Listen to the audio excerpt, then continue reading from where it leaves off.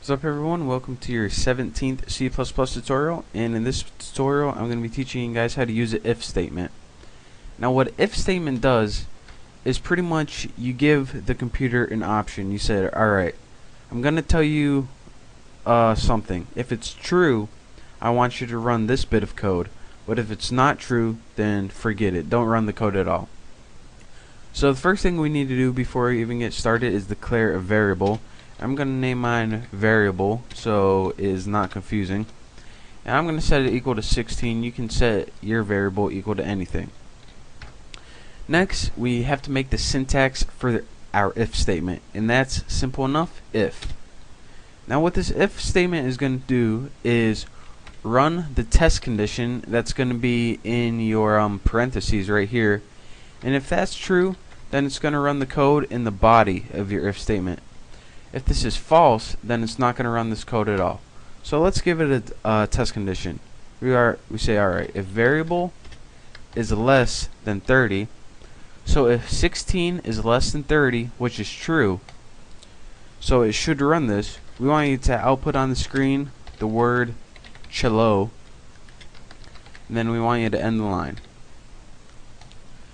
In case this is false, what happens is the if statement skips this completely and just moves on to the next line. But since the statement is true right now, then it's going to run this and then move on to the next line. So just to make a next line real quick to show you guys what's actually going on, you can tell what's going on easier. Not part of the loop. I'll make another line of code that you guys would use in your program that isn't part of the loop. So again, what's going to go on right here is this C++ is going to evaluate this variable. It's going to say, alright, if this variable is less than 30, which is true, it's going to run this line of code in your if statement, and then it's going to run this line of code just because this is a regular part of your program. If it was false, it's going to skip this and go right to this. So let's go ahead, compile and run, and if everything works out, we should see cello and not part of the loop. And there we go. Again, as you can see, the if statement evaluated that our variable was true, so it ran the statement in the if code, in the if body, and then it moved on to the next regular part of your program. And now if you're asking, alright, what if this is false? I guess you guys can probably tell what's going to happen.